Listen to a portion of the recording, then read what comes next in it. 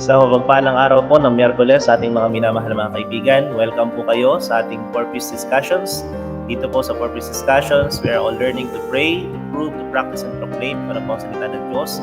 At ngayon po ay tayo ay nasa patuloy na pag-aaral po nating Sabbath School lesson. At po kayo po ay malugod namin tinatanggap at kami po ay patuloy na nagpapasalamat sa inyong pong suporta, sa pag-like, sa inyong mga reactions, sa inyong mga comments. Maraming salamat po mga kapatid. Ano po? Tayo po ngayon ay napapanood sa mga sumusunod na pages officially sa South Central Luzon Conference. Ang Facebook page po ng Purpose Discussions, ganun din po meron tayong YouTube channel. At ganoon din po sa AWR Batangas. At naka-cross-post din po tayo din sa Mindoro, sa somewhere po dito sa Quezon. So kung saan po kayo nanonood ay kayo po ay aming tinatanggap sa programang ito. At nawa mga kapatid, kayo po ay magkakaroon ng isang malalim na naman na pagkaunawa na pag-aaral ng salita ng Diyos. Kasama pa rin po natin, nagpapatuloy ang ating dalawang kasama, si Pastor Ishmael Ferry, ang District Pastor po sa Batangas. Ganon din po si Pastor Ernest Medina, isa rin po sa mga District Pastor sa Laguna. So bigyan po natin sila ng pagkakataon para sa kanilang pagbati. Unahin si Pastor Ish and then si Pastor Ernest. Ayan, magandang gabi po sa ating lahat mga kaibigan. Salamat sa inyo pong pagsubaybay. Nawa tayo patuloy na lumago sa kaalaman patungkol sa ating Panginoong Diyos at nawa ito ay magresulta sa pagbabago ng ating mga buhay. Muli po, salamat sa inyong suporta at salamat sa inyong pag-share ng link ng ating pag-aaral. Ayan po, magandang gabi po sa ating lahat. Samahan niyo po kami mga kapatid habang ating pong babaybayin ang ating pong leksyon sa buong isang linggo. I hope and I pray na kayo rin po maglagay ng inyong mga comment at ang inyong mga insights po na makukuha sa ating pong discussion. At I hope na ito po yung ating tayong lahat ay makikinabang. Pagpalain po tayong lahat at i-share po natin ito pong ating live ngayong gabi. Salamat po ng marami. Salamat Pastor Ernest, Pastor Ish, inyong pagbati. At by the way, nice ko pong i-remind ng lahat, if you want a copy ng outline ng ating pag-aaral, ay i-click nyo lang po yung link dyan sa caption at makikita nyo na po at makapunta kayo sa website kung saan nyo po madadownload ang ating lesson outline. And another reminder po mga kapatid, ano po, yung ating pong ginagawa dito ay hindi po replacement sa inyong personal na pag-aaral. Ito po ay support lang po sa inyo para makatulong na mas maunawaan po natin ang pag-aaral ng ating Sabbath School lesson. So nagpapatuloy po tayo sa ating lesson at ito po ay binubuno pa rin po natin ang aklat ng Exodus at ngayon po ay lesson 9 na. Ano po? So napakabilis. I think 4 na Sabat na lang po natitira para po sa aklat ng Exodus. Kaya atin po itong sama-samang pag-aralan ng mainam at masidhi para makita po natin na kung ano po yung nice turo ng Panginoon. So bago tayo mag-start, ay nice ko pong hilingan si Pastor Ernest para po sa pambugat na panalangin. Pastor? Tayo po yung manalangin. Amin pong banal at dakilang Diyos, sa gabing ito, Panginoon, sa amin pong pag-aaral ng leksyon, hiniling po namin na inyo po kaming patnubayan at gabayan. Nang sa gayon, Panginoon, ang lahat ng mga bagay na amin pong masusumpungan mula sa mga pahinang ito ay magdulot sa amin ng matatag na pagkaunawa ng inyo pong banal na mga salita. Tulungan kami, Panginoon, na ipamuhay ang inyong mga kautusan upang maisalamin ang karakter ng aming Panginoong Hesus. Salamat po sa pagdinig sa aming panalangin. Ang lahat ng ito ay amin pong hinihiling sa pangalan ni Jesus. Amen. Amen. Maraming salamat, Pastor Ernel, sa inyo pong pabungad na panalangin. So, ipinamumuhay ang kautusan, Lesson 9. Ang ating pong susing talata or talatang sa uluhin, sa kayo po sa lesson, Exodus 20, 22, and 23. Ang sabi po ay ganito, sinabi ng Panginoon kay Moises, ganito ang sasabihin mo sa mga anak ni Israel. Kayo ang nakakita na ako'y nakipag-usap sa inyo mula sa langit. Huwag kayong gagawa ng mga Diyos na pilak na iaagapay sa akin, ni huwag kayong gagawa para sa inyo ng mga Diyos na ginto. So ito po ay follow-up ng ating Panginoon sa kanyang pagbibigay ng kanyang kautusan at ako naniniwala ito po ay may didiscuss sa ating mga kasama mamaya. Ano po? So bilang paniwalang kaisipan po, ang layunin po ng Diyos ay palaging magtatagpo siya ng isang bayang natatangi. Kung papansinin po ninyo yung paglalabas ng Panginoon sa Israel, from the land of Egypt, yun po ay hindi dahil pinili lang sila ng Panginoon, kundi nagsimula po ito way back sa panahon ni Abraham, pinangako na magkakaroon ng isang bayan ng Diyos, at talagang nasa puso na ng Panginoon na mag-establish ng isang bayang natatangi. Ibig sabihin, may kaibahan, may distinction. At para masabing ang bayang ito po'y natatangi, ito po'y magiging isang pamayan ng sumusunod sa kanyang pamumuno. Yung mga kung ano kung saan man sila dalhin, ano man ang direksyon ibigay ng Panginoon, gagawin nila. At ito rin po yung nagpapamalas ng kanyang karakter. Kagaya po ng opening prayer ni Pastor Ernel kanina.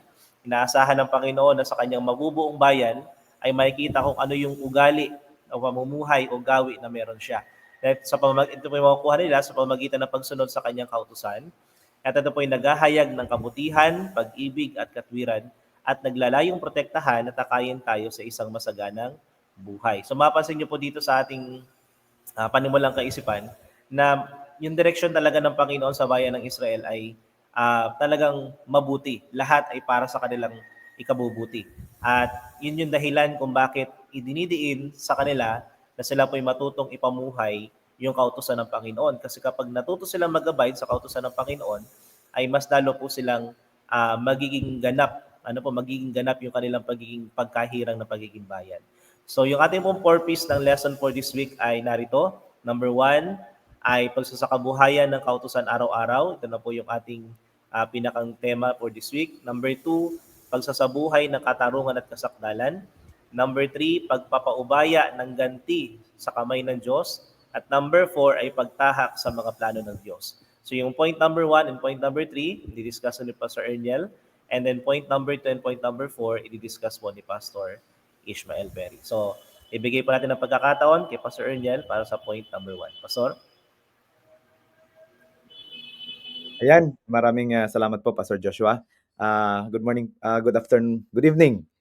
Sa mapagpalang gabi po sa ating lahat at sa lahat po ng sumusubaybay sa ating pong programa. Ngayon po, dadako po tayo sa ating unang puntos, mga kapatid. Pagsasakabuhayan sa kautusan araw-araw. Narito po, mga kapatid, ni-reveal po dito, pinahayag dito, yung mga dagdag na pagdidiin sa kautusan. Kagaya nga po ng pambungad na binanggit ni Pastor Joshua, na ito po pinagkaloob ng Diyos pagkatapos na kanyang ibinigay itong 10 utos sa kanyang bayan. At dito po makikita natin itong mga dagdag na pagdidiin, mga talata na nagdidiin dito ho sa kautusan ay pinagkaloob ng Diyos. Ang una po dito ay mga batas sa mga idolo at altar na masumpungan natin sa Exodus chapter 20 verse 22 to 26. Pangalawa, yung mga tuntunin tungkol sa mga alipin sa Exodus chapter 21 verse 1 to 11. Mga utos tungkol sa pananakit sa Exodus chapter 21, 12 to 36. Mga pagsasauli tungkol sa naging kasiraan. Exodus 22, 1 to 15. Mga sari-saring mga kautusan, Exodus 22, 16 to 31 at mga batas sa pagsaksi, Exodus 23, 1 to 9 at ang ikapitong taong Sabat sa Exodus chapter 23 verse 10 to 19. Ito ho mga talata na binanggit ko, mga minamahal mga kaibigan, ay maaari po nating i-review sapagkat ang ating pong oras at pag-aaral ay medyo maiksi lamang, ay maaari nyo po itong i-review, basahin at i-reflect sa inyo pong mga kanya-kanyang tahanan. Proceed po tayo sa pangalawang na slide, mga kapatid, at makikita ho natin kung anong nais nitong idiin sa atin. Ito po yung mga dagdag na pagdidiin sa kautusan.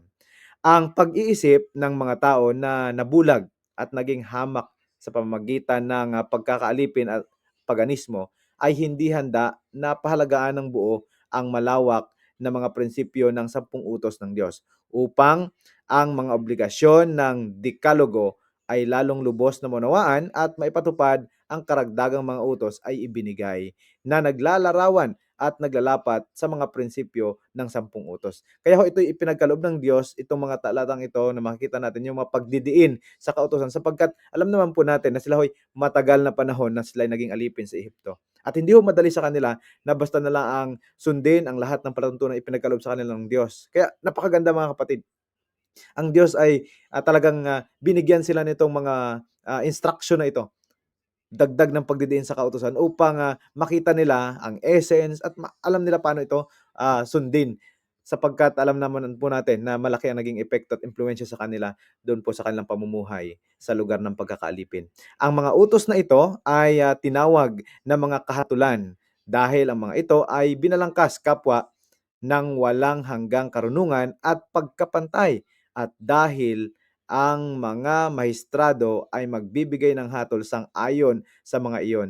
Hindi gaya ng 10 utos, pribadong ibinigay ang mga ito kay Moises na siyang maglalahad ng mga ito sa mga tao. Napakaganda mga minamahal na mga kapatid, no? Sapagkat nais ng Diyos na ah, maipaunawa sa kanila ang paraan ng pagsunod. Kaya ho, binigyan sila ng Diyos ng mga bagay na palatuntunan para siyang dadalhin ni Moises sa kanila para maihanda sila sa pagsunod mismo sa gustong mangyari ng Diyos para sa kanila.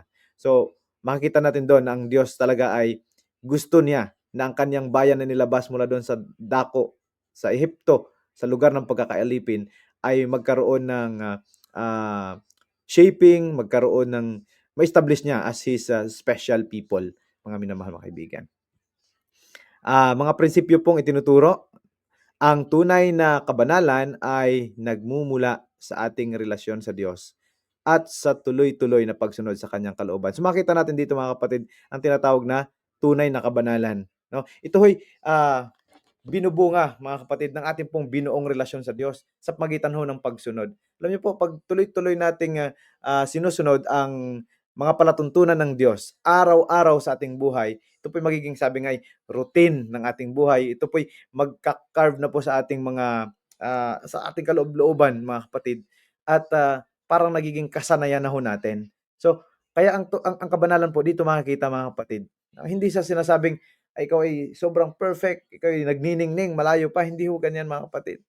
Talagang po ay nakikita sa pagitan po ng nabubuo nating relasyon sa ating Diyos. Kaya tama, may mga, alam niyo Pastor Joshua, Pastor Ish, may mga tao na nagsasabi na, ay hindi, sumunod ka lang, magkaroon ka lang ng magandang relasyon sa Panginoon, ay sapat na yon para kilalanin ka ng Diyos sa kanyang panahon ng pagbabalik. Ito pala yung ibig sabihin ng mga kapatid. Opo, relasyon. Pero mabubuo mo yung relasyon na 'to sa pagitan ng pagsunod. Kaya nga kung babalikan po natin yung discussion natin last week, ano po, na yung tipanan, 'no? Yung tipanan, meron kang obligasyon na gagawin para ipakita mo na pagpasok mo sa tipanan ay seryoso ka, iingatan mo 'yun. May usapan kayo doon na 'pag ginawa mo talagang nakakabuo kayo ng relasyon. Kaya 'yun yung purpose ng tipanan. So dito rin po 'yun mga kapatid. Doon masusumpungan yung tunay na pagsunod. Pangalawa, hindi sapat na malaman ang kautusan, mahalaga na ito ay ating naging timong sa ating buhay sa araw-araw. So, useless mga minamahal na kaibigan, useless na memorize natin yung 10 utos pero hindi naman natin na ipapamuhay. So hindi kasi yun ang basihan. Kagaya nga ng sinasabi ko, hindi natin kailangan gumawa ng checklist, mga kapatid. Kailangan lang ho natin na araw-araw mamuhay tayo na sumusunod sa kalooban ng Diyos. At mamalay-malaya natin ang buong kautusan na nasunod natin sapagkat tayo'y naging maibigin sa ating kapwa, naging maibigin sa Diyos, naging maibigin sa ating sarili, ay nare-reflect na natin ang kautusan ng ating Panginoon at ang kanyang nais sa ating buhay. Ang kautusan ng Diyos ay walang pinipili. Ito ay para sa lahat ng tao, anuman ang katatayuan sa buhay. Hindi ho ito basta sinabing, ay sa Israel lang itong kautusan na ito. Mga minamahal na kapatid, ang pagpatay ho na ipinagbawal ng Diyos sa kanyang bayan ay ipinapakita niya lang doon na hindi niya gustong maging mamamatay tao ang lahat ng kanyang nilalang, ang mga taong kanyang nilikha. Sapagkat siya ho ang naglikha sa kahit sinong mga tao, ano man ang iyong wika, ano man ang iyong lahi, ano man ang iyong kulay, lahat tayo nilikha ng Diyos. At nakita natin doon sa kautusan na ang kautusan na binigay ng Diyos, iyon ay pagpapahalaga sa Kanya bilang nagbigay ng utos, pagpapahalaga sa kapwa-tao, at pagpapahalaga sa sarili. Yun po ay, kung titingnan natin, general revelation ng pag-ibig ng Diyos para sa bawat isa sa ating mga kapatid. Kaya yun ay hindi lang po para doon sa mga Israelita na silang tutupad sa utos ng Diyos. Ang nais ng Diyos ay sa buhay natin, binigyan ng Diyos, mga kapatid, tayo na tayo ang manguna, o kaya naman ay tayo yung magpapakita at magpapahayag noong kaniyang nais na mangyari, para pag na-reflect natin sa iba, sino mang tao yan, sila din ay gagawin din yung bagay na yun, at sapagkat gusto ng Diyos lahat ay makita na ganun ang nagiging buhay. Pangatlo, pangapat, layunin ng Diyos sa pamamagitan ng kanyang kautusan na pigilan ang kasamaan at magtatag ng maayos na lipunan. So, makita natin dito, no, napakabuti ng Diyos. Yung kautusan din niya binigay para lang, bibigay ko sa inyo to. Sumunod kayo lagi sa akin, ha. Gusto ko sumunod kayo kasi Diyos ako eh. Mga ano lang kayo, mga nilalang ko lang. Hindi ho ganun ang panukala ng Diyos, mga kapatid. Nagbigay siya sa atin ng kautusan para magkaroon ng bakod tungo sa pagkakasala at tungo sa kasalanan at kasamaan. So, tayo mga kapatid, may enjoy natin yung masayang buhay na malayo sa kasamaan at kasalanan. Talagang naging proteksyon, no? Naging proteksyon natin ang kautusan na ipinagkaloob ng Diyos. At sa ganong kaparaanan, mga kapatid, ang lipunan ay matatatag na may kaayusan. At sa panghuli, mga kapatid, kaisipan ang Diyos na labanan ang anumang uri ng pagsasamantala at pang-aapi sa pamamagitan ng kanyang mga utos. Nakita niyo, mga kapatid, lahat ay nakikinabang doon sa utos ng Diyos, no? Doon sa mga recipient ng utos ng Diyos, at doon sa mga gumagawa at sumusunod sa utos ng Diyos, parehas po 'yon may balik. May magandang bunga po 'yon. Pag hindi mo nilabag ang kautusan ng Diyos, ay magiging maayos yung buhay mo, at yung buhay ng mga tao sa paligid mo magiging maayos din. So, makita natin doon, mga minamahal na kapatid, naiwasan doon yung pananamantala, naiwasan doon yung pang-aapi, yung panlalamang, kapag sinunod po natin ang kautusan ng Diyos. Ika nga po, ang isang governance, yan man po ay maliit na unit, yan man po ay sa loob ng classroom, sa barangay, o sa bansa, o sa pansanlibutan na governance, ay napakahalaga ho na sundin natin yung kautusan. At yung kautusan na pinapasunod sa atin, makita natin, yan po ay nakabatay din sa kautusan ng Diyos. Makita natin na ang gustong mangyari ng Diyos ay pinakamabuti para sa kanyang mga nilalang. So, yun lang po ang nais ko pong i-share sa ating pong unang puntos. Maraming salamat, Pastor Erniel, sa pagdidiin po ng pagkasakabuhayan ng kautusan araw-araw. Nakita po natin doon sa kanyang mga na-discuss, mga kapatid, na ang kautusan po ay talagang detailed, mas kung detailed na yung Ten Commandments, mas lalo pa niyang idinitalye na ito po yung maging bahagi ng practical na buhay ng mga bayan ng Israel noon. Ano po, yun po yung isa rin sa mga reason, kagaya po na na-discuss si Pastor Erniel, na kung bakit ito ay talagang hinimay palalo ng Panginoon sa bayan ng Israel, para talagang makita nila na kaya pala, na pwede palang maging parte ng buhay po natin ang kautusan ng Panginoon. Ano po? So yung atin pong tanong for our discussion ay sa point number 1 na ito. Number 1 ay bagay isa lang naman. Anong practical na mga paraan ang ginagawa mo upang maisakabuhayan mo ang kautusan sa araw-araw? So, nakita po natin kung paano ang bayan ng Israel ay tinuruan ng Panginoon na practically may apply po nila ang kautusan.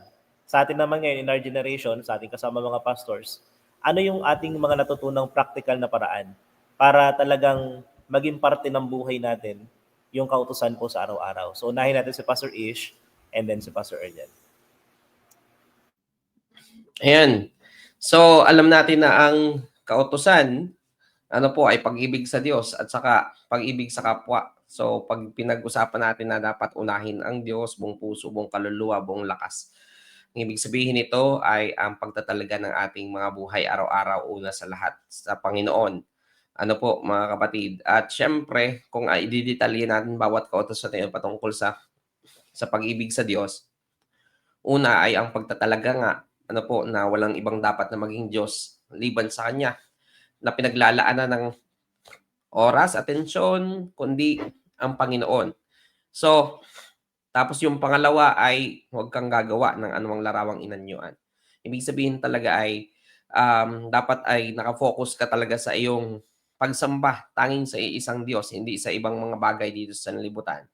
So, iyon sa practical mga kapatid ko ay kada araw ano po sa akin personally ay hindi dapat na palipasin ang araw na hindi ka nakikipagkonekta sa Panginoon, na hindi ka nakapagtatalaga ng buhay mo sa buong maghapon na dadating. Ano po? And the same time ay yung pagiging Kristiyano, pastor, kasi yung pagiging Kristiyano mo na kung saan ay sabi nga sa third commandment, eh, huwag mong gagamitin ang pangalan ng Diyos sa walang kabuluhan. Hindi naman tayo bilang mga Adventist na basta-bastang ginagamit yung pangalan mismo, di ba? Katulad nung iba na ginagamit minsan sa pagmumura yung pangalan ni Heso Kristo. Pero sa atin bilang mga Christians, a Seventh-day Adventist, ay kung papaano natin dapat ipakita yung katotohanan tayo mga Kristiyano ay paggalang, pagbibigay galang sa pangalan ng Diyos. At ito'y paggamit sa naaayon sa katuwiran, ano po, ng pangalan ng ating Panginoong Diyos. So, yun yung side na kung saan ay araw-araw. Tapos syempre, hindi mawawala dyan yung pang-apat. So sa buhay ko bilang isang Seventh-day Adventist, ano po, ay talagang yung essence ng Sabbath, napakahalaga. At lalo na yung 'pag dumating yung araw na iyan, na kung saan ay sama-samang isinasagawa ng buong iglesia. Ayan, so sa paraang iyon na isa sa kabuhayan ko ang pag-ibig sa Diyos. Yung pangalawang bahagi naman yung pag-ibig sa kapwa.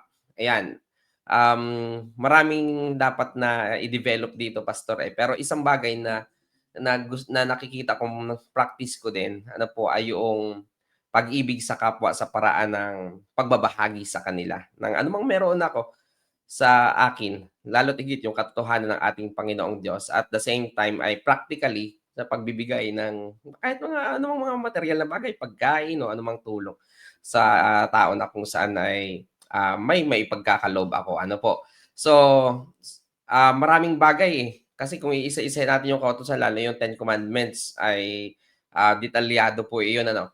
Pero yun nga, ang pag-ibig sa kapwa, paano respetuhin sila, paano pahalagahan ang buhay, paano pahalagahan yung pinagkatiwala sa kanila at yung pinagkatiwala sa akin, at saka yung pag-avoid doon sa mga bagay na kung saan ay maaring kumuha ng aking pansin sa pag-ingat ng kautusan ng ating Panginoong Diyos at saka pati na rin naman doon sa mga bagay na kung saan ay maaari mas iuna ang sarili ko kaysa doon sa pangangailangan ng iba. So, yun pastor sa akin praktikal, gano'n yung araw-araw na meron ako, yung unahin ang Diyos at saka isipin kung ano yung magiging kabutihan ng iba lalo na sa akin dahil bilang isang pastor. Maraming salamat Pastor Ish. Ano po, very detailed and very practical yung mga na-share. Nakita po natin doon na sa side po ni Pastor Ish, ano po, hindi na siya tumitingin sa kautusan talaga na yung parang checklist. Parang sinisiguro na lang niya na kapag nakapagtalaga siya sa Panginoon, and that ang sumusunod na po na nagiging way of life, yung kautusan. So pakinggan naman po na kasagutan po ni Pastor Ernian. Pastor? Ayun po. So, napakaganda po mga kapatid, ano po, na kapag sinunod mo yung utos ng Diyos, hindi dahil sa kailangan mo siyang sundin, kundi maganda siya kapag sinunod mo dahil nagiging kapakinabangan siya sa buhay mo at sa buhay ng iba. Talagang hindi ganun kabigat at hindi mo maramdaman yung bigat. Kasi nagiging ano na siya, nagiging bahagi na po siya ng iyong buhay. So, isipin niyo po mga kapatid, kapag tayo po'y araw-araw namumuhay ng, nagiging maibigin, nagiging maawain, nagiging mapagbigay, nagiging, mapagmahal, nagiging, yung inuuna mo yung pangangailangan ng iba. Sa gano'ng paraan mga kapatid ay hindi ka nila makikitaan ng paglabag sa kautusan. Kasi sasabihin nila, eh, ang taong 'to, sa kanyang buhay makikita natin kahit siya ay, hindi naman kasaganaan yung kanyang kabuhayan, pero siya ay mapagbigay. So, mare-reflect natin doon yoong Diyos na nagbigay sa atin ng kautusan, na ang ating Diyos na nagbigay ng kautusan, maibigin, mapagmahal, maawain. Kasi do'n makikita natin 'pag sinabi mong, "Huwag kang pumatay, huwag kang magnakaw." Ibig sabihin ay ayaw ayaw ng Diyos na mamuhay tayo na nanlalamang sa ating pong mga, ah, nanlalamang sa ating pong mga, nakakasalamuha sa bawat araw. So 'pag nakikitaan ka ng, mga tao sa paligid mo na ikaw ay hindi mapanlamang, yung nagpapaubaya, talagang naipapamuhay mo. So sa gano'ng paraan mga kapatid, yun yung praktikal na paraan na nakikita ko na maipamuhay natin yung kautusan. At isa pa mga kapatid, yung hindi madaling, yung hindi judgmental, yung word kasi na judgmental 'no, yan po ay, nagiging ano ngayon, nagiging trend na kung minsan may mga tao na kaya nilang sundin yoong bawat listahan ng kautusan ng Diyos na sa magitan lang ng pagsunod talaga na binabantayan lang nila, as in susundin lang nila. Ang ending minsan ay nakukumpara ng sarili na, "Ako nasusunod ko yun, hindi niya nasusunod." Pero kapag ipinamuhay mo talaga yung kautusan ng Diyos, hindi lang titingnan mo siya na mga checklist na dapat sundin, ay lalayo ka rin dun sa pananaw na magiging judgmental ka sa iyong kapwa. Kaya po mga minamahal kong kapatid, nais ng Diyos at mas piliin natin na ipamuhay ang kanyang mga kautusan nang sa gano'n mga kapatid maisakatuparan natin ang nais niya sa kanyang bayan. Ayan po. Thank you, Pastor Ernest, sa pagsagot sa katanungan po. Another detailed answer na naman, ano po, yung mapagbigay, mapangunawa, mapagmahal. Kung titignan po natin, bumabalik talaga sa puso ng kautusan yun eh. Kasi yun mismo yung pinamuhay ng ating Panginoong Jesus nung siya po na dito sa lupa. Yung mga binabanggit na ating mga pastors. At kanina, nung tinatanong ko to kay na Pastor Ish, ay na-recall ko yung statement ni Ellen White na sabi doon ay, we are to make God the first, the last, and best in everything sa bawat araw ng buhay natin. Kasi doon nagkakaroon ng essence sa buhay natin yung kung paano tayo mamumuhay para sa Kanya. Um, ang aking unang naalala kapag ako po ay nung na-encounter ko 'tong tanong na ito ay yung ano, yung ongoing connection sa Panginoon. Kasi yun lagi mo siyang kino-consult sa maraming bagay. Yun yung nilalagay ka sa tamang track pabalik sa Panginoon. Um, ang isang Bible character na naalala ko doon sa Enoch. Ano po? Sa Enoch, kung babasahin po ninyo, hindi ganun ka-detailed yung sinasabi sa Bible, pero sa Spirit of Prophecy, binanggit doon na namuhay si Enoch ng 65 years, and after ng 65 years, for 300 years, lumakad siya nakasama ng Panginoon. At ang pinakang dinidiin doon ni Ellen White ay yung hindi napuputol na connection sa Panginoon. So, naniniwala ako personally na kung tayo ay merong tuloy-tuloy, merong quality, at merong malalim na ugnayan sa Panginoon araw-araw, yung parang katabi mo lang siya pagkausap mo, naniniwala ko na yun yung magiging daan din para mas maging buhay natin ang kautusan ng Panginoon. Ano po? So, thank you mga pastor sa pagsagot sa katanungan. Pakinggan naman po natin ang point number 2 na di-discuss po ni Pastor Ish. Pastor?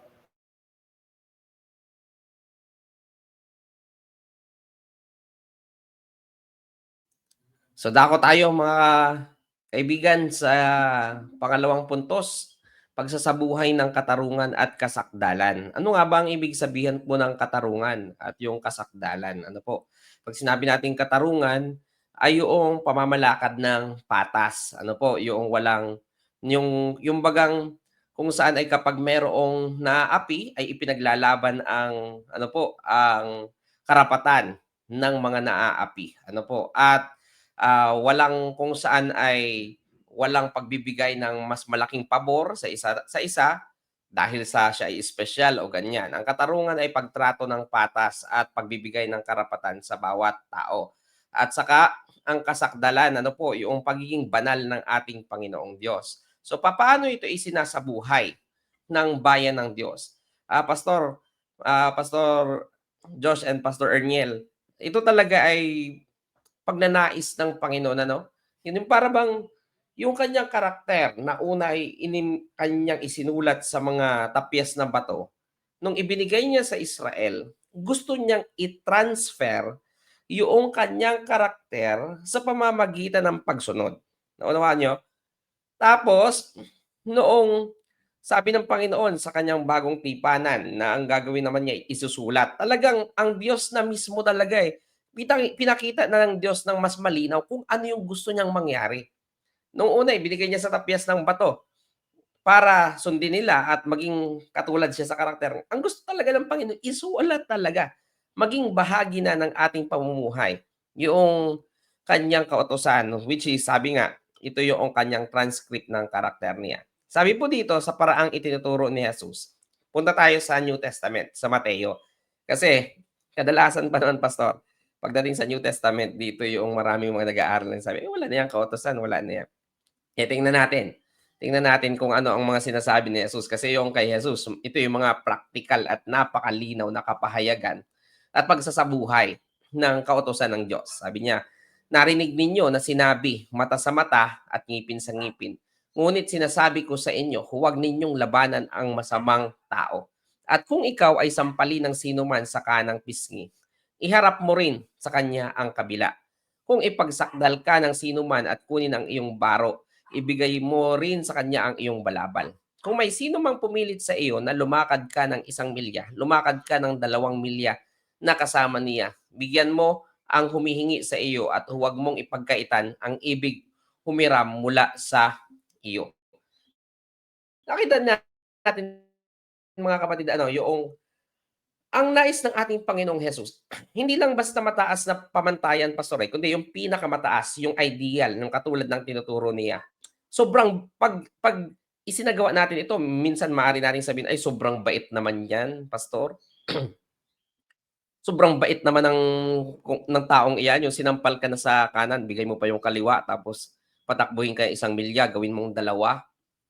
Kinuha na yung iyong panglabas na kausutan, gusto mo pang ibigay yung panloob, di ba? Nakita ba natin yun, mga kapatid? Parang sabihin natin, napakabait naman yan, baka masobrahan na. Pero hindi, ang standard ng ating Panginoon pagdating sa pamumuhay sa kautusan ay ay yung ideal, mga kapatid ko. Tapos, sabi dito, nilinaw ni Jesus na kung ang turo sa kanila noon ay mata sa mata at ngipin sa ngipin, pero sinabi ng Panginoong Jesus na huwag ninyong labanan ang masamang tao.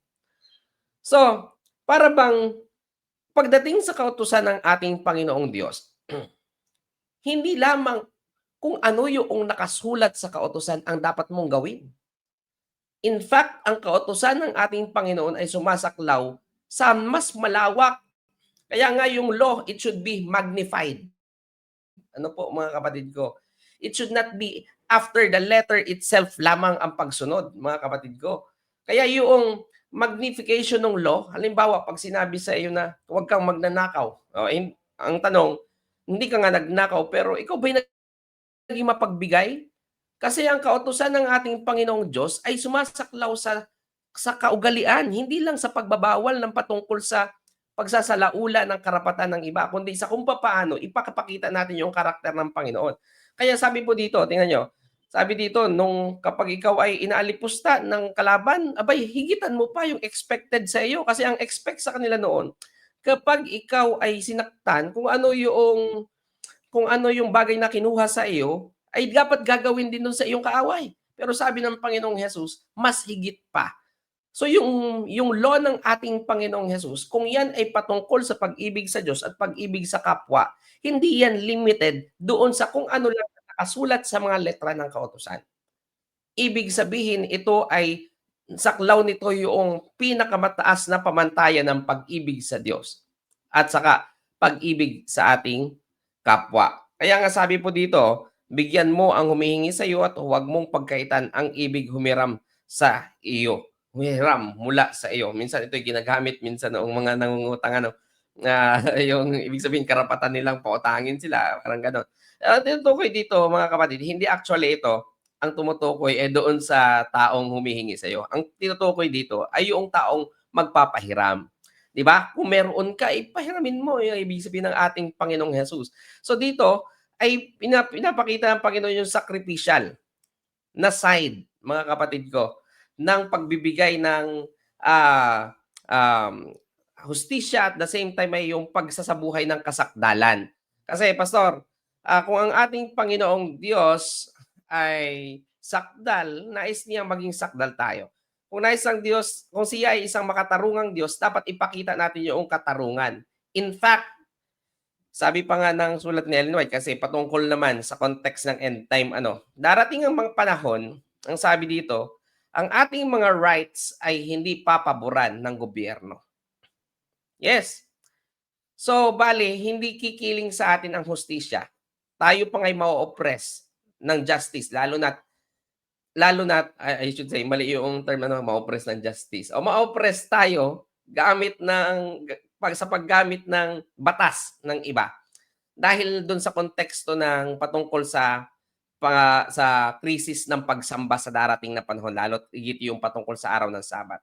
Sabi pa nga ni Ellen White, kung ang inyong mga karapatan ay babangga sa inyong mga panindigan sa pananampalataya, sabi niya ay i-give up natin ang ating mga rights. Dito, parang gano'n yung sinasabi ni Jesus Christ. Right niya na nung sinampal siya, ay gagantihan niya. Kung yung kanang pisngi ang sinampal, di kanang pisngi din ang kanyang sasampalin. Pero sabi ng Panginoon, ay i-give up mo yung right na yan. Dahil ang gusto ng Panginoon na maipamuhay natin sa pamamagitan ng pagsunod sa Panginoon ay yung ideal niya. Yung kung ano yung inaasahan para sa atin. Parang katulad ng kung saan ay yung sa napanood kong palabas sa telebisyon, kapag ikaw daw ay sinaktan at ikaw ay gumanti, ay para tayong nag-aasal na katulad ng aso. Dahil ang aso, kapag nasaktan, nangangagat, mga kapatid.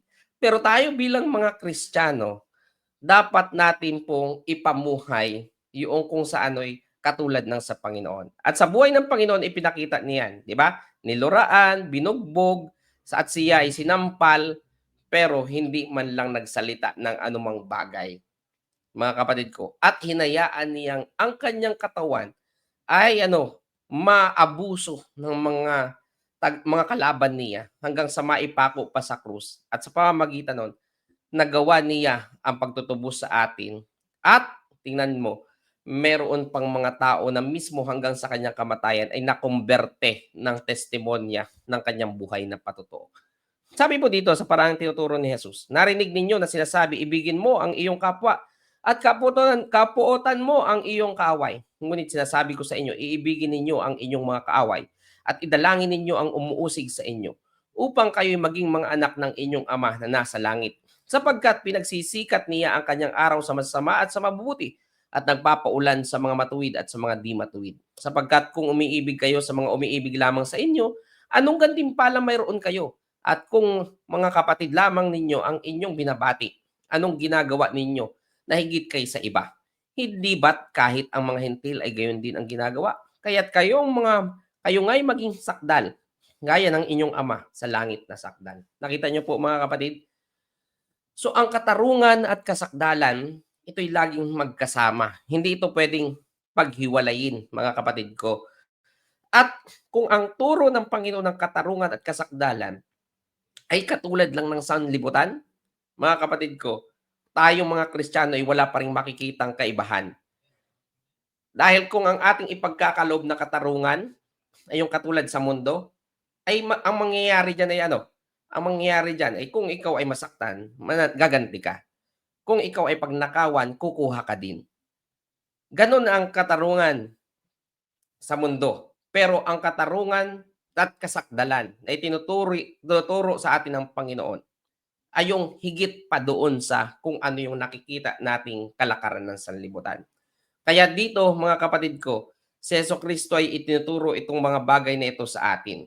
Bago pa ako dumako doon sa prinsipyong mga itinuturo na yan, sabi nga ng, di ba? Sabi ng Micah 6:8, malinaw, ang requirement ng Panginoon sa tao ay ito. Sabi niya, He hath showed thee, O man, what is good. And what doth the Lord require of thee? To do justly, to love mercy, and to walk humbly with your God. Sabi ng Panginoon na yan, no? Sabi niya, to do justly, gumawa ng may katarungan. Ano pa? Mahalin ang kaawaan at lumakad ng may kapakumbabaan sa harapan ng ating Panginoong Diyos. Sabi po ng prinsipyong itinuturo, ang orihinal na layunin ng kautusan ng Diyos ay ituro sa atin ang mga mabuting gawain o mabuting gawin, hindi upang kondinahin ang nagkamali. Tama. Yan, madalas nakafocus tayo dun sa side na pagkondina ng kautusan. Pero ang tunay naman na itinuturo ng kautusan sa atin ay kung ano ang dapat na mabuting gawin. Yan, dito minsan, Pastor, nagkakaroon ng kaguluhan sa kaisipan na ito yung patungkol sa kaisipan yung halimbawa, nasa ilalim ng kautusan. Sa akin, naunawaan ko yan na ang nasa ilalim ng kautusan, yung nasa ilalim ng kondemnasyon. Pero ang kautusan sa atin, sa side ng mga hindi namang lumalabag sa utos ng Diyos, ay yung sundin kung ano yung sinasabi ng kautusan. Di ba? Doon tayo nagiging malaya sa side na iyon sa paggawa ng kalooban ng Diyos. Ang kautusan tungkol sa mata at ay hindi naglalayong magbigay daan sa personal na paghiganti, kundi upang limitahan ang paghiganti at itaguyod ang katarungan ng ating Panginoong Diyos.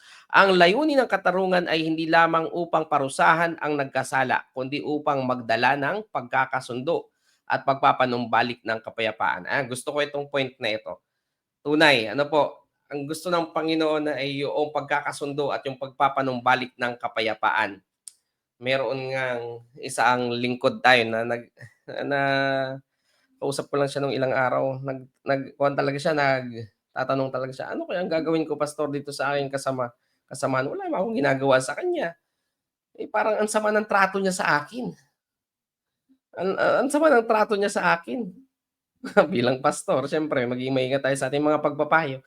Sabi ko sa kanya, Sir, alam mo marami na akong naranasan na ganyan at sa palagay ko ay mas madami pa dahil yung pinakikitunguhan natin bilang mga pastor ay mga churches, di ba?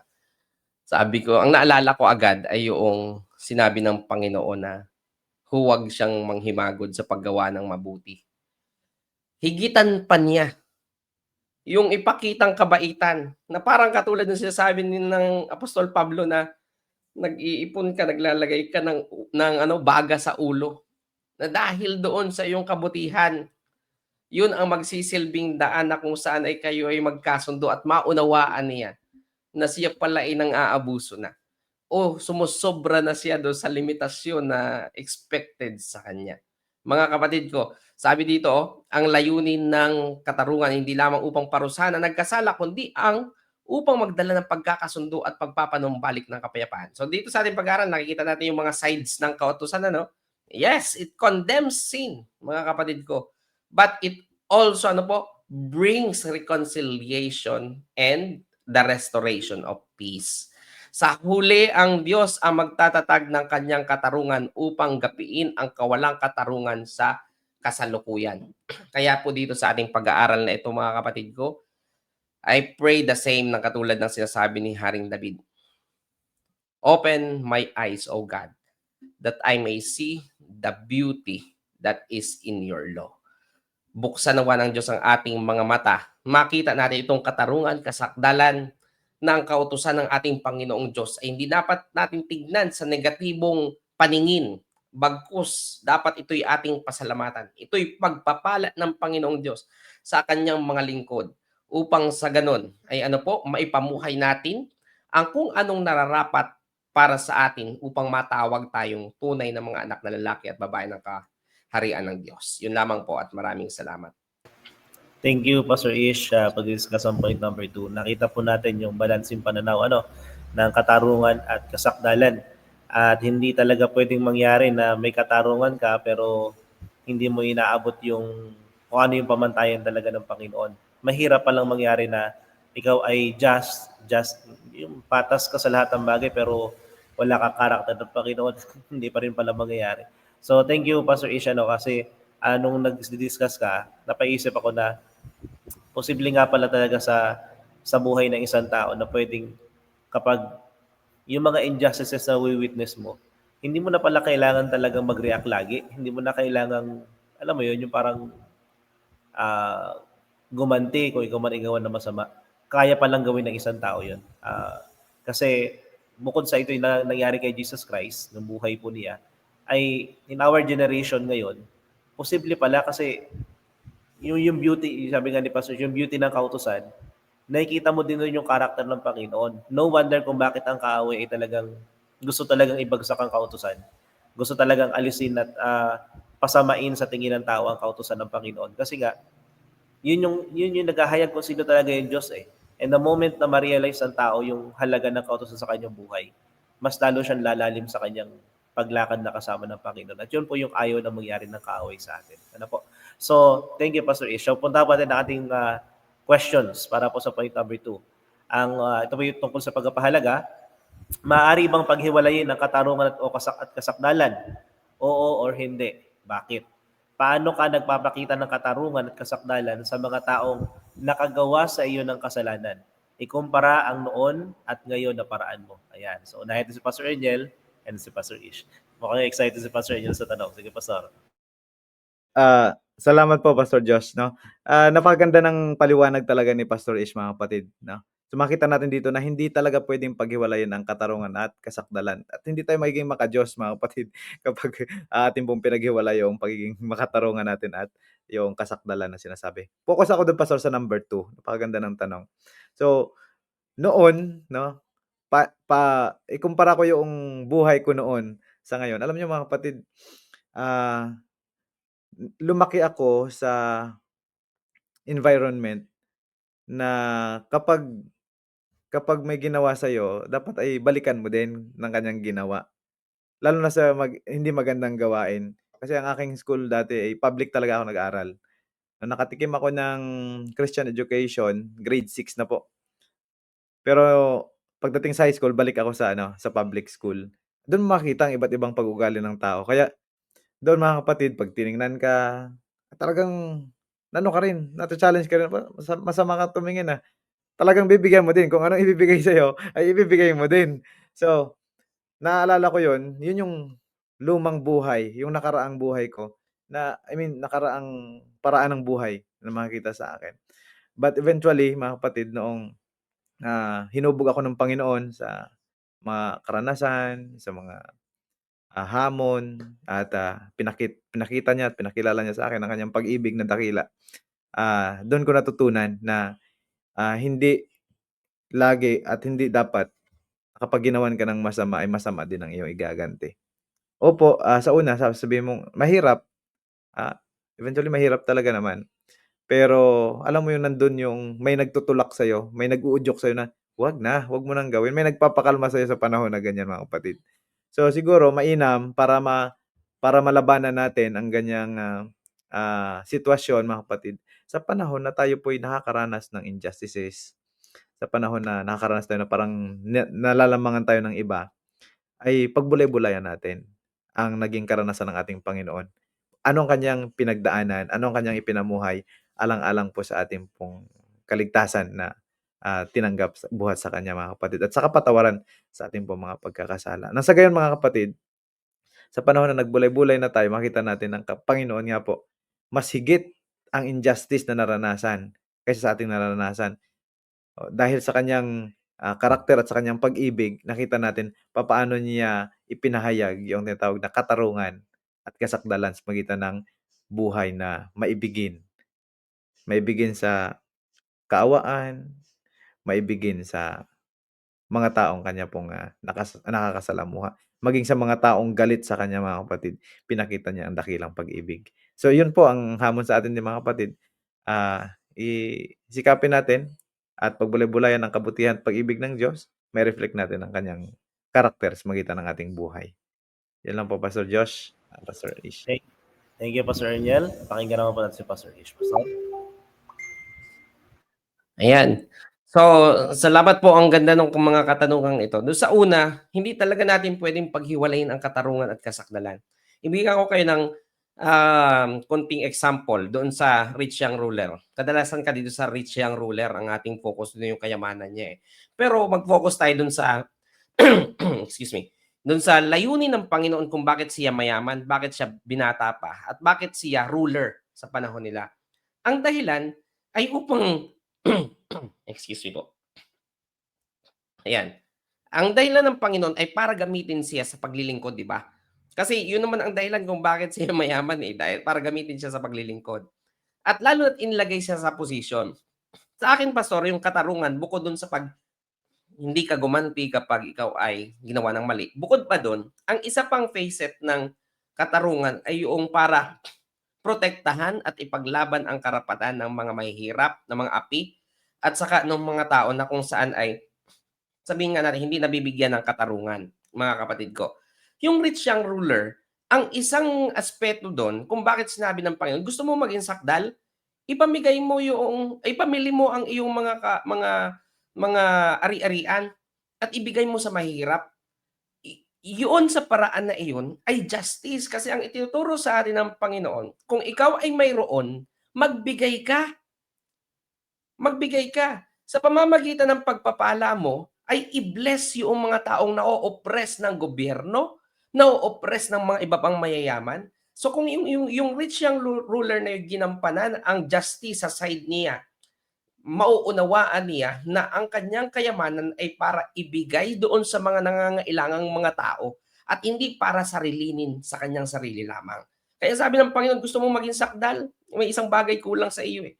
Ibigay mo. At dahil yun ang nangyari sa kanya, yung kanyang kayamanan na dapat na maging gateway sana, na maging servant siya of justice and healing sa community niya, ayun pa ang pumigil sa kanya na ma-exercise sana ang kanyang mga talents na magpapakita ng larawan ng justice, mercy, and yung humbleness, mga kapatid, na require ng Panginoon para sa isang lingkod. Ngayon, mga mahal na mga kapatid ko, tayo, aking napansin lang yung aspeto ng katarungan, ano. Pag ikaw ang sinaktan, ang turo sa atin ng Panginoon na ipaubaya mo sa Diyos. Hayaan mong ibang magtanggol sa iyo. Parang ganun ang nangyari sa tinuturo ng Diyos eh. Pero pag ang iba ang sinaktan, at kapag iba ang na-oppress, ikaw naman dapat umakto para sa kanila. Naunawaan yun?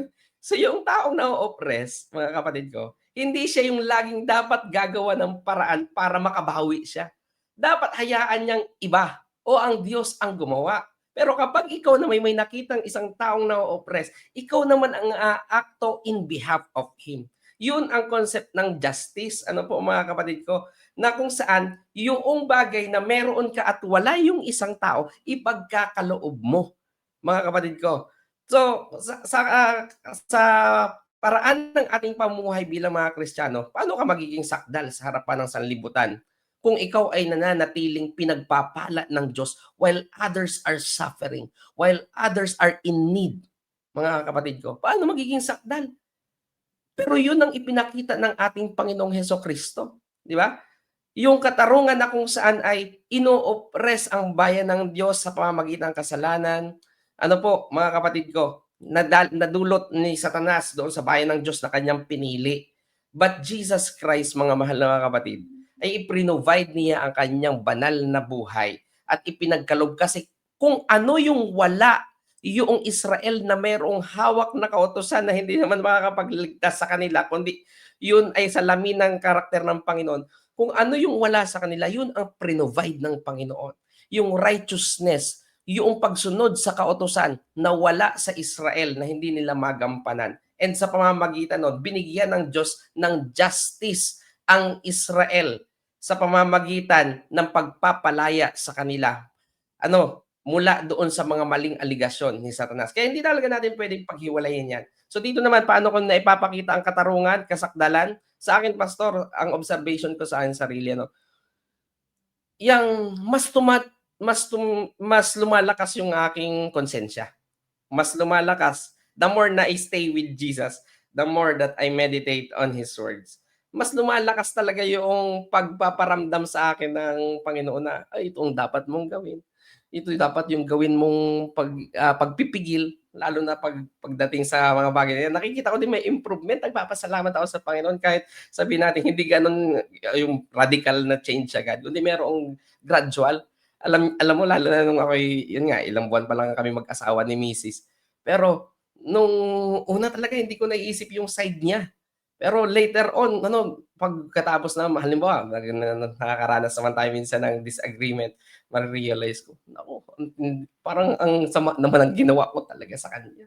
'Di ba? Kaya dati natutuwa din ako at nare-recognize din niya dahil sabi niya, meron na akong mga improvements. Ano po, I praise the Lord dahil the more mga kapatid ko na you look into Christ, ano po, sabi ng Panginoon ay, "If I be lifted up, I will draw all men unto me." So bahagi iyon mga kapatid na tayo lumalapit sa Panginoon, mas lalo tayong natutuwa na maging katulad niya. And yun ang masasabi ko, Pastor, yung katarungan at kasakdalan, hindi yan pwedeng paghiwalayin. Ano po?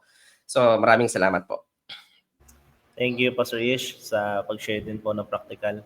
Sa akin naman po, mag-focus ako sa point number 2 kasi solved na ako dun sa explanation ni Pastor Ish sa point number 1. Sa point number 2, pinakang na-experience ko dito sa district, yung alam niyo yung bilang pastor, yung nag-share ka ng meeting, tapos pinahiya ka sa meeting. Yung sinabihan ka sa meeting na, Pastor, parang wala ka namang alam sa prophecy, sa ating revelation. At talagang namumula yung tenga ko dito. Parang gusto kong sugurin talaga.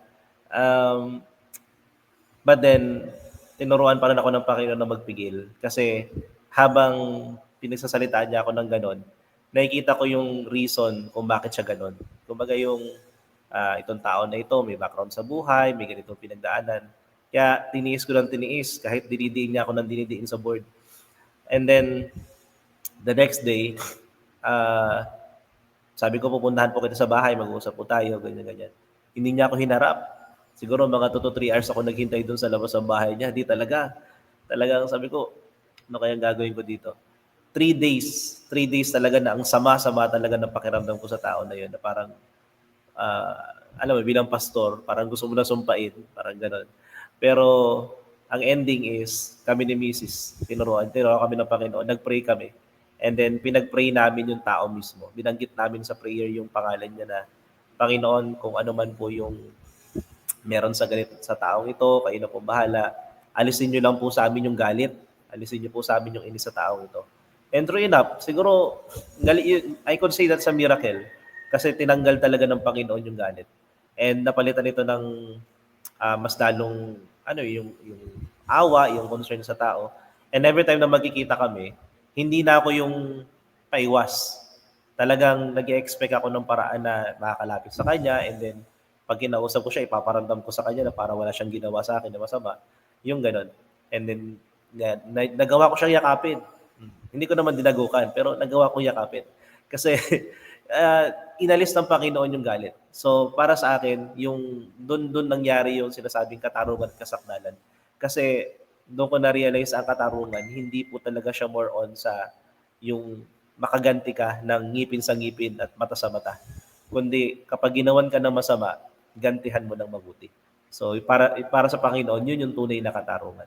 So thank you mga pastor sa pagsagot sa katanungan, sa mga experiences. So proceed po tayo sa point number 3, Pastor Erniel, pagpapaubaya ng ganti sa kamay ng Diyos. So ibigay po natin sa kanya pagkakataon. Ayun po, maraming salamat Pastor Josh at Pastor Ish. Dito po tayo mga kapatid sa point number 3, pagpapaubaya ng ganti ng Diyos. Pag-aangkin at pag-unawa ng Diyos. Ang paghihiganti ay akin at ang gantimpala sa panahon na madudulas ang kanilang mga paa sapagkat ang araw ng kanilang kapahamakan ay malapit na at ang mga bagay na darating sa kanila ay nagmamadali.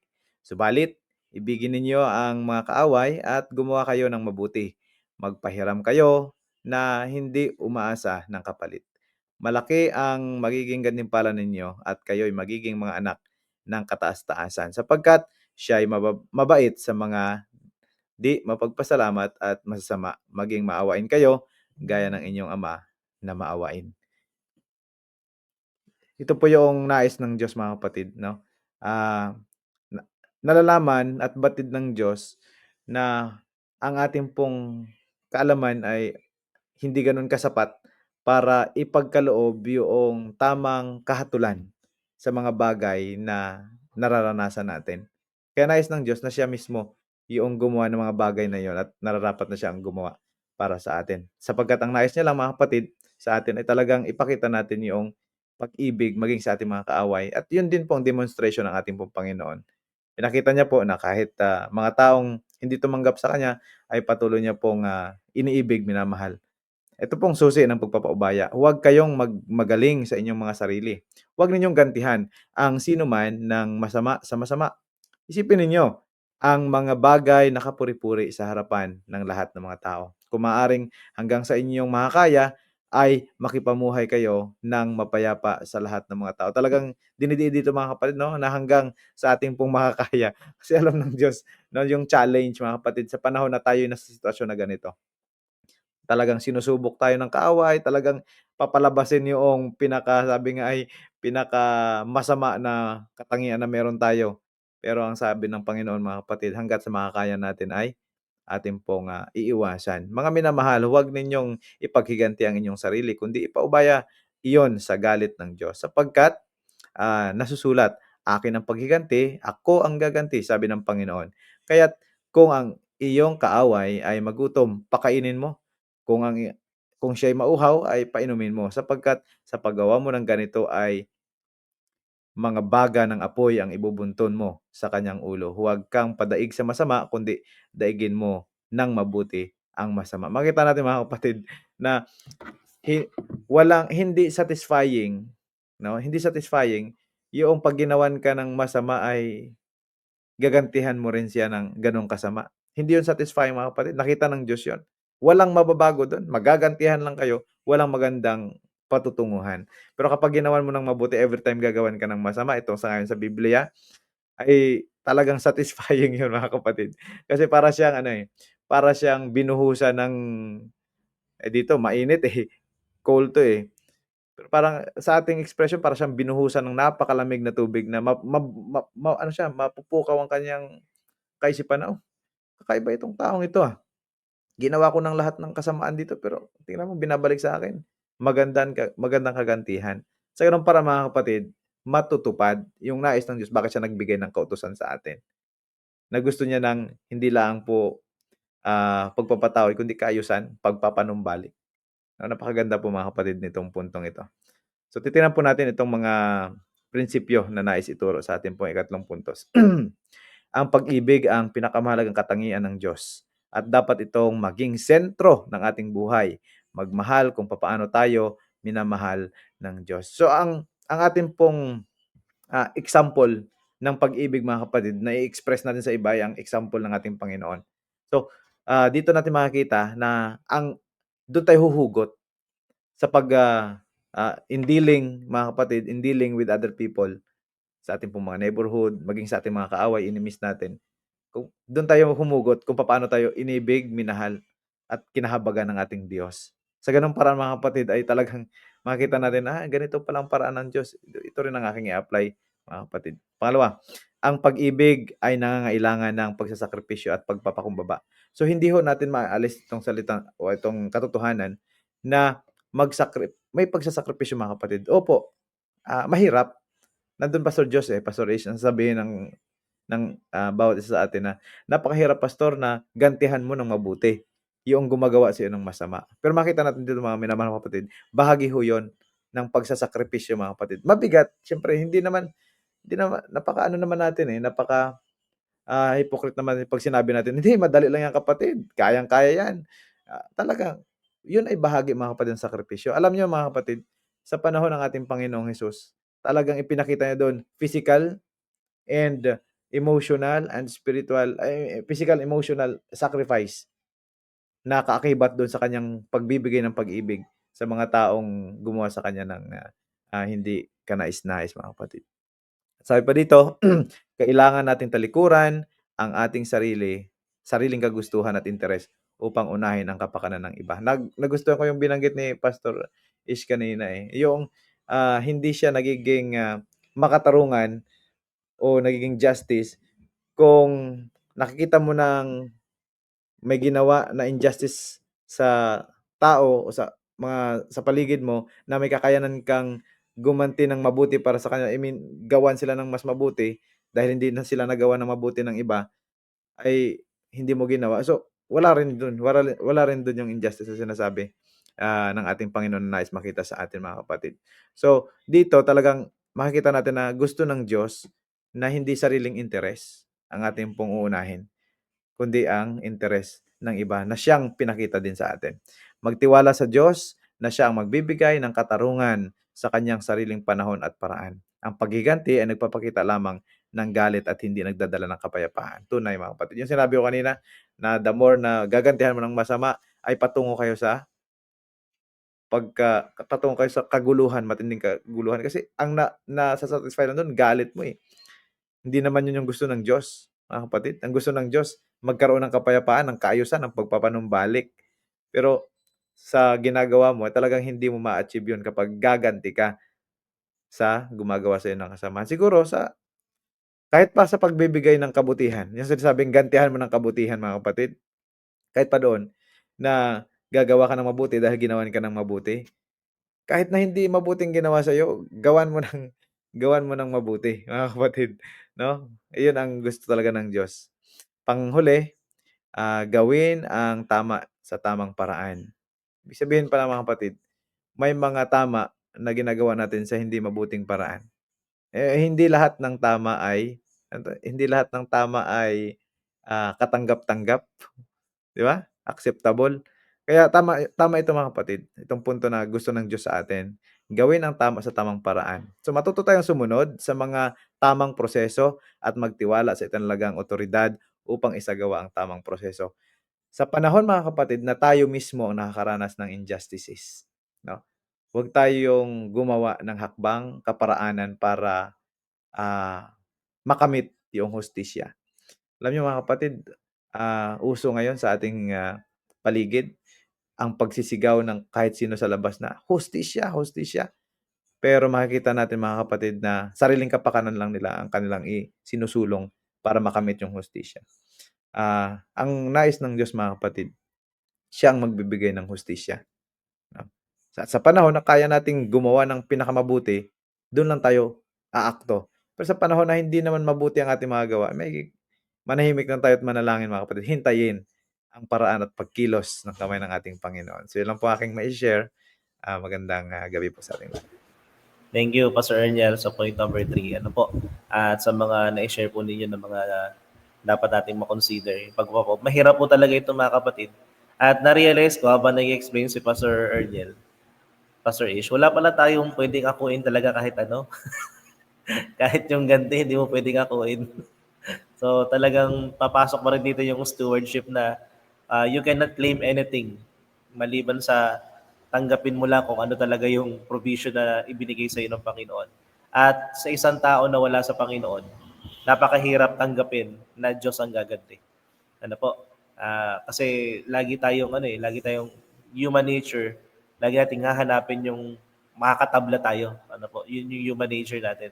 Pero pag natutunan po natin na ipaubaya lahat sa Panginoon, ay magugulat ka lang sa sarili mo na, Panginoon, kayo na pong bahala. Basta gagawin ko kung ano yung mabuti. Yung parang sinasabi baga ng mga tao na, di bali lang ako na yung lokohin, wag lang ako yung magloko. Di bali na ako yung saktan, wag lang ako yung makasakit. Ano po? So yun yung mindset ng taong marunong magpaubaya ng lahat sa Panginoon. At meron lang akong follow up or complement sa sinabi ni yung huling point dito sa point number 3, yung gawin ang tama sa tamang paraan.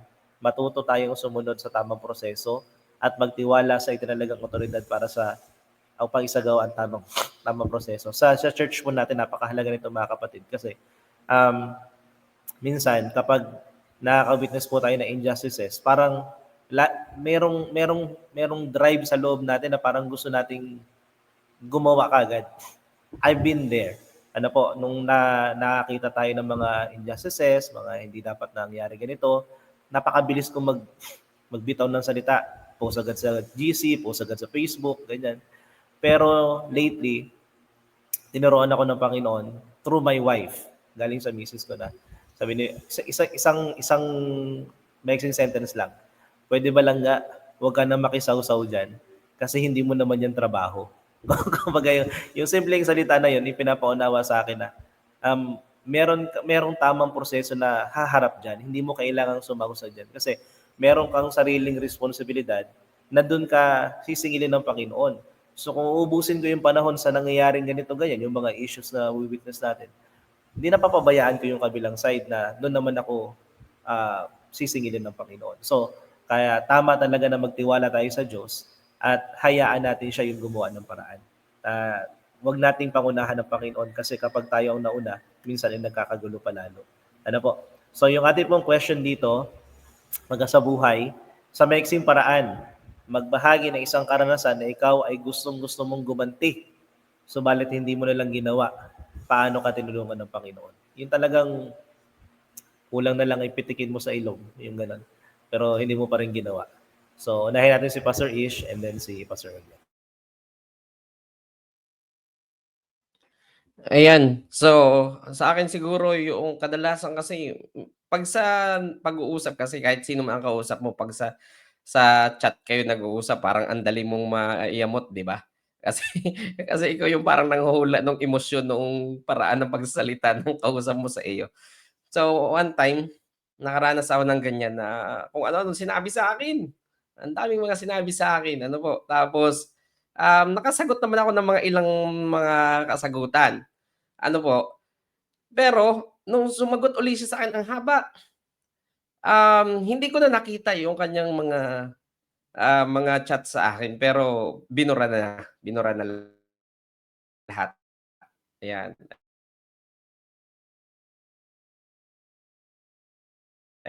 And may nag-report na lamang sa akin na, ang aking kaisipan nung time na yun ay, hindi ko na lang usisain kung ano yung mga sinabi niya at baka mas lalo pang mag-fire up yung aking emotion eh, ano.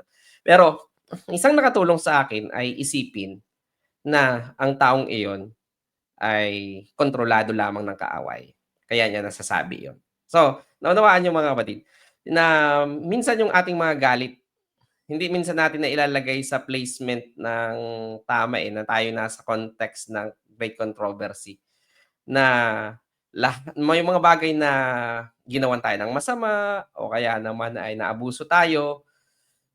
Mahirap sa atin magpatawad kapag hindi natin inilagay sa realidad na tayong lahat ay kabilang sa labanan. Ano po, kapag inisip mo yung isang tao na yun na hindi siya inaktuhan ng kaaway, kung bakit niya nagawa iyon, mahirap para sa iyo magpatawad. Kasi dapat nating maunawaan na lahat ng mga masamang pag-uugali, lahat ng mga masamang gawa, ikaw man ang gumawa o ikaw ang ginawan, lahat ng iyan ay pakana ng kaaway. So kapag naisip mo ng isang tao ay nagawan ka ng mali, isipin mo na ang kaaway ang gumawa noon. Sa pamamagitan nun, parang naihihiwalay mo ang responsibilidad doon sa tao. Bagaman siya ay instrumento nga, nagpagamit, ano. Pero ang talagang kalaban mo, ang talagang kaaway mo ay ang dyablo, mga kapatid. At sa pamamagitan nun, pastor, parang naisip ko na nakakatulong yon sa akin para hindi na gumanti at ipagpasa Diyos na lamang. Bakit? Yung ating word na ipagpasa Diyos. Alam niyo ba yung pag sinabi natin ipagpasa Diyos? Ang ibig sabihin niyan, hinahayaan mo ang Diyos na lumaban para sa iyo. Na nauunawaan mo din na ang kalaban mo hindi yung tao, kundi yung mas makakapangyarihan pa doon sa taong gumamit para gawan ka ng masama. Pag sinabi, ipagpasa Diyos ko na lang. Kasi ibig sabihin nun, itatapat mo kung sino yung talagang katumbas nung kapangyarihang gumamit doon sa taong iyon na gawan ka ng masama. Kaya mga kapatid ko, naunawaan natin na ang pagganti talaga, kung maunawaan natin ang labanan, ang pagganti mo sa gumawa sa iyo ng mali ay ano, ay pagkampi mo doon sa kapangyarihang gumamit sa kanya para ikaw ay ano, para ikaw ay masaktan. Pakana, trap lamang iyon ng dyablo. So, kapag ating ipinagpasa Diyos, doon lamang natin na ibibigay ang parabang yon. Parang nakahanap siya ng katapat. Nakahanap ng katapat ang kaaway sa paraan ng pagpapasa Diyos natin. Ano po, na ang Diyos ang gumawa ng kagantihan dahil sila naman talaga ang magkalaban. Tayo ay idinadamay lang ng dyablo sa labanang ito. So, yun ang nakatulong sa akin, Pastor, and yun ang aking kasagutan. Thank you, Pastor Ishan. No? At yung iyong sagot ay malaking tulong din sa akin. At yan ay aking alam ko na kasi naiintindihan ko naman talaga na mayroong great controversy. Pero yung the way you explain it, nakita ko na tama. Lagi ko na yung gagamitin yung ganong kaisipan para hindi na tayo magapi ng kaaway sa ganong aspect. So pakinggan naman natin, Pastor Erniel. Pastor? Ayun po, no? Sa inyo, pag kayo naka-receive ng message na manigas ka, Pastor, yun ba yung hindi galit o galit? Alam niyo mga kapatid, ito ba'y para na rin sa sa kapakanan ng nag-message kasi siyempre naka-online tayo, naka-live tayo. Yun po yung matagal ko nang pinatawad si kapatid at naging maayos na po ang aming relasyon. Pero for the sake po ng sharing mga kapatid, yun po yung minessage ako pagkatapos ng aming nag-usap kami. Na maayos yung aming hiwalayan. Tapos ay may ni-request lang akong kaunting bagay. Yung reply sa akin ay manigas ka, Pastor. At talaga mga kapatid, para akong sinaksak ng ng kutsilyo sa puso. Talagang grabeng effect sa akin pagkabasa ko, manigas ka, Pastor. Parang, sakit nun Pero sa time na yun, mga kapatid, alam niyo ang aking naging unang tugon doon. Bagaman ang emosyon ko talagang biglang nag-burst ako parang dapat may magawa ako dito Pero napakabuti ng Diyos 'no, hindi ako umabot sa gano'n. Hindi ako nakapagpakawala ng maanghang na salita. Ang ginawa ko na lang ay pinanalangin siya, sinabihan siyang ipapanalangin ko siya. At pagkatapos nun mga kapatid, mga ilang araw lang nag-message sa akin, humingi ng katakot-takot na paghingi ng pasensya, paghingi ng kapatawaran. Sabi ko naman, "Kapatid, wala naman akong sama ng loob." Sabi ko ay, "Yan po ay marahil ay ano lang din, emosyon mo." Naging maayos kami mga kapatid, pero dun nga nakita ko na sa ganong karanasan ah, mahirap talaga na kapag inuna natin yung emosyon natin, talagang ipaubayan natin sa Diyos, siya ang kikilos ng mga puso, yan po. Ayan, maraming salamat, Pastor Erniel, sa pagsagot sa katanungan. Sa aking part ay na-share ko na kanina yung yung naranasan ko sa board.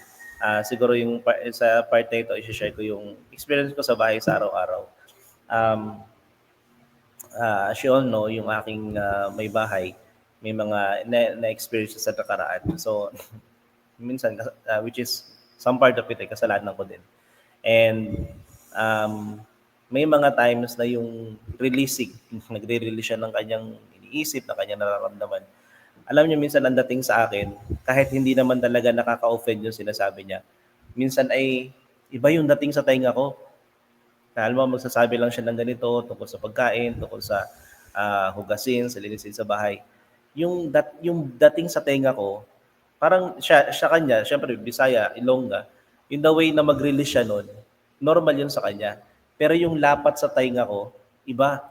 So, doon papasok yung yung great controversy talaga na kasi may kakayahan ng gano'n ng demonyo yung dating sa iyo nung sinasabi ng tao ay parang offending pero hindi naman talaga siya dapat nakaka-offend. So, yung time na nararanasan ko yun yung mga panahon na wala akong prayer, hindi ako nakapag-pray, o kaya hindi ako nakapagbasa ng Bible, wala akong devotional. Yun yung time na parang iba yung dating sa tenga ko. Pero kapag nauna ko yung Panginoon and pagising ko sa umaga, nakapag-pray ako, lilipas yung maghapon kahit anong sabihin niya, parang hindi ako na-offend. Kahit gaano kabigat yung bitaw, sabihin minsan may bigat talaga. Pero iba yung walang pakiramdam. So nakikita ko na tinutulungan ako ng Panginoon na hindi gumanti ng hindi maganda sa paraan na yung lagi ko siyang makausap sa araw-araw, siya yung mauuna lagi. Kasi doon niya isiniset yung mood ko, doon niya siniset yung isip ko, doon niya siniset yung aking kung paano ko ipoproseso yung mga bagay-bagay sa isip ko. So, doon ako tinutulungan ng Panginoon. Kaya matututo talaga tayo magpaubaya sa Panginoon kapag lagi natin siyang inuna at hinanap talaga natin kung ano yung gusto niya mangyari sa buhay po natin sa bawat araw. So, thank you po mga pastor sa pagsagot sa katanungan. So, last point po tayo, point number 4, pagtahak sa mga plano ng Diyos. I-discuss po sa atin ito ni Pastor Ish. Pastor?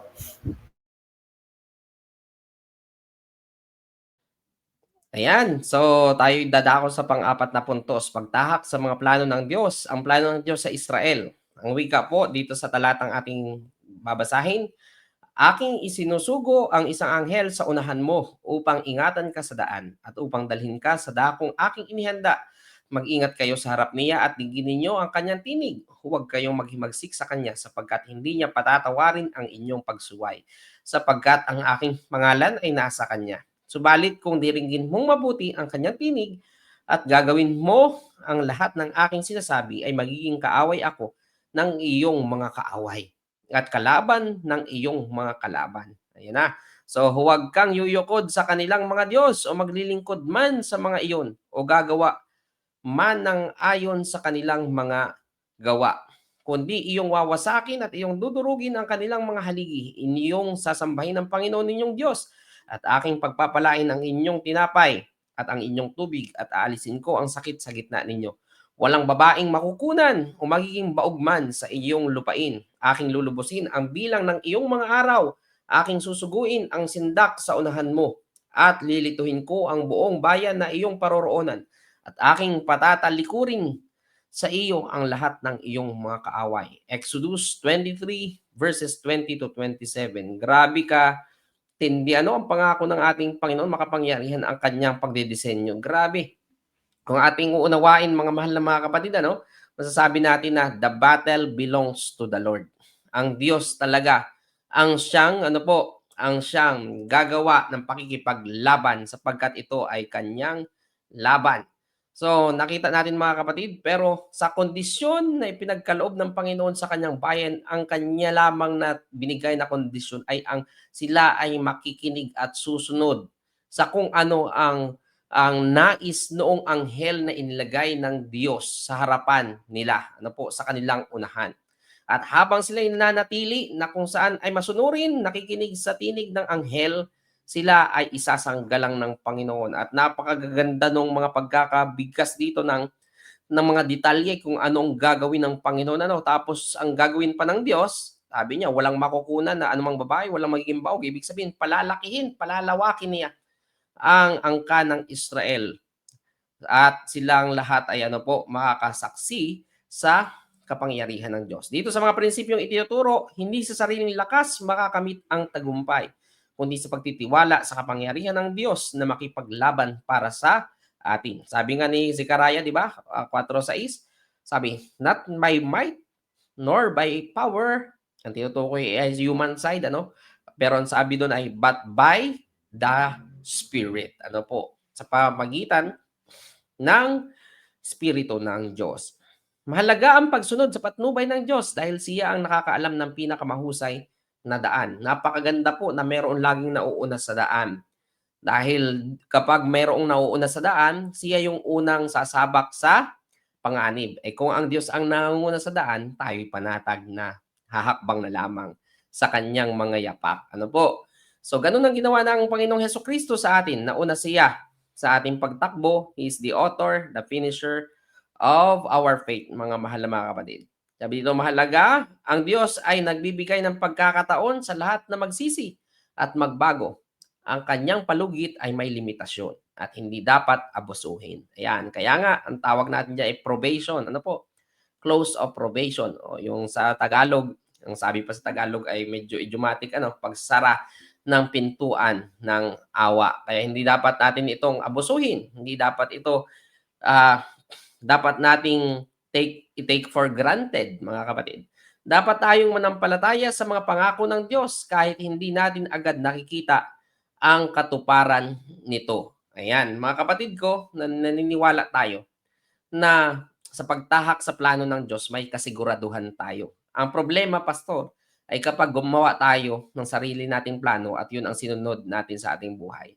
At kadalasan, nangyayari iyan kapag humihiwalay tayo sa koneksyon natin sa Panginoong Hesus. Sa paghiwalay natin sa koneksyon sa Panginoong Hesus, diyan tayo nagkakasala eh. Ano po? Pero manatili tayong connected sa Kanya, hindi tayo mahihiwalay. Hindi magkakaroon ng kapangyarihan ang kasalanan sa ibabaw natin kung tayo ay patuloy na lumalakad kasama ang ating Panginoon na habang siya ang laging nasa unahan. Ano po? Ang gawin lang natin ay sundan ang kanyang mga yapak. Ano po? So dito mga kapatid, nagtatapos ang ating pong fourth point sa ating discussion na ito. Thank you, Pastor Ish, sa pag-discuss ng point number 4. At nakita po natin yung pagtahak sa mga plano ng Diyos. Ano po? Yung lahat ng pagsunod na hinihingi ng Panginoon, saka yun sa nakuha ko sa shinare ni Pastor Ish, lahat ng yon ay para ma-fulfill sa buhay natin yung kanyang plano. Ano po? And every plan ng Panginoon sa para po sa atin, yun po yung may requirements at meron po yung obligation na kasama. Ano po? Ang Diyos naman ay willing na ibigay at ma-fulfill sa atin yung kanyang plano, pero gusto rin niya makita sa atin na tayo po yung maging ready na tanggapin yung mga plano niya sa buhay po natin. So thank you po mga pastors for sharing the 4 P's ng ating pong lesson for this week. At in conclusion po, ito po ang binabanggit, ang kautusan po ng Diyos ay hindi lamang isang hanay ng mga utos, kundi isang praktikal na gabay sa pang-araw-araw na pamumuhay. Sana nakikita po natin ito ngayon mga kapatid sa ganung paraan. At ang 10 utos po ay pinalawak at isinabuhay sa pamagitan po ng mispatim, yung tinuro po yun sa mga Israel noon. At ang mga kahatulan na nagtuturo sa atin kung paano mamuhay ng ayon sa kalooban ng ating Diyos. So ang pagsunod po sa mga ito ay nagbubukas ang daan tungo sa kanyang pangunguna at mga pangako. So hari naman, mga minamahal na mga kapatid, ay yung fulfillment of the law na ito po yung pinulfill sa buhay ni Jesus Christ ay mapulfill din po sa buhay natin in our generation hanggang sa dumating po ang ating Panginoong Jesus. So pakinggan po natin ating mga pastors for their appeal and their final words. So nahin pa si Pastor Eniel and then si Pastor Ismael. So bilang appeal po, si Pastor Arniel. Sige, Pastor. Sige. Salamat.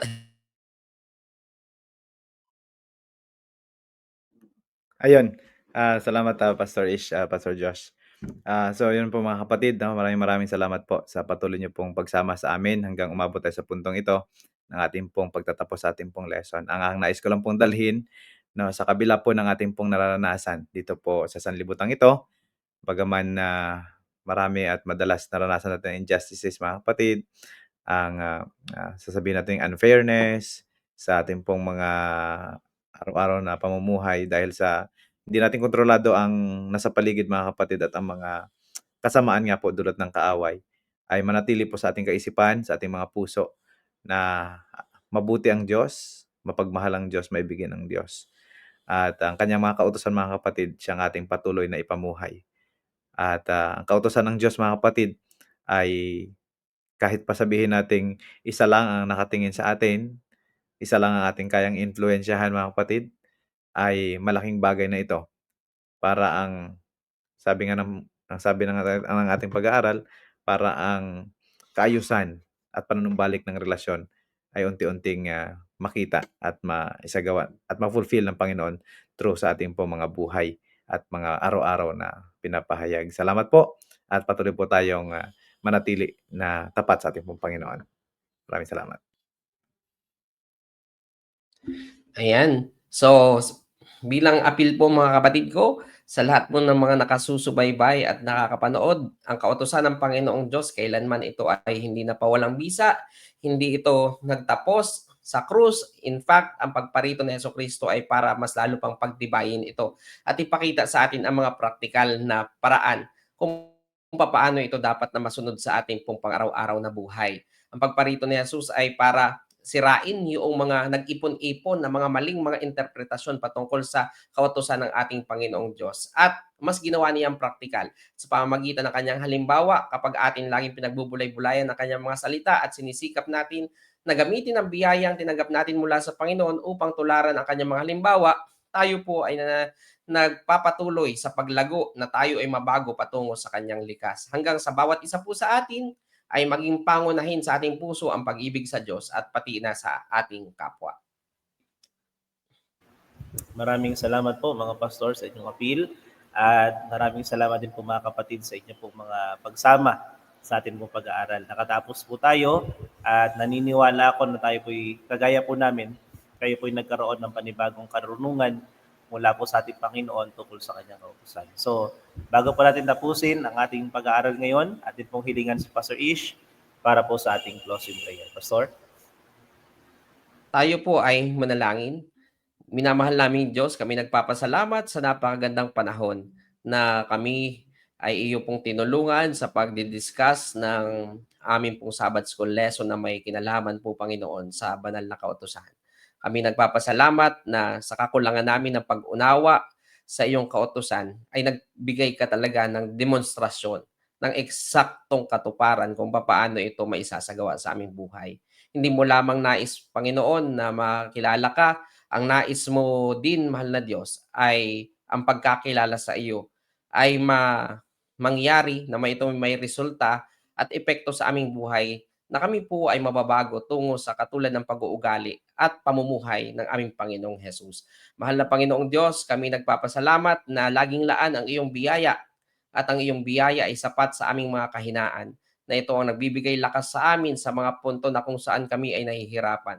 Sa mga pagkakataon, mahal na Panginoong Diyos, na kami ay sinusubok ng kaaway o kaya naman ay gumagamit ng lahat ng kaparaanan ng kaaway upang kami ay pabagsakin sa aming pananampalataya. Ang aming pong kahilingan, mahal na Diyos, ipagsanggalang niyo po kami. Manatili ka po na nasa aming unahan upang kami ay mananatili na makikita ang mga yapak at bakas na tinahak ng aming Panginoong Hesus. At sa pamamagitan noon, O Diyos, kami ay mananatiling ligtas at habang kami ay lumalakad at tinatahak ang mga plano mo para sa aming mga buhay. Mahal na Panginoon, ang lahat ng mga nakikinig at taga-subaybay ay aming idinadalangin. Nawa kaming lahat ay pagpalain at sa pamamagitan ng simpleng paglilingkod na ito, O Diyos, ay mas tumibay ang aming pananampalataya at pagtitiwala sa iyong mga pangako. Kami nasasabik sa malapit na pagparito ng aming tagapagligtas, nawa kami, Panginoon, ay masumpong ang tapat hanggang sa siya'y dumating. Ito ang aming panalangin, Ama, sa pangalan ni Jesus. Amen. Amen. Maraming salamat, Pastor Ish, sa closing prayer. At maraming salamat po mga kapatid. Magkita-kita po tayo next week. Dito pa rin po sa 4Piece Discussions. At tayo po'y patuloy na pagpapalait ng ating Panginoon.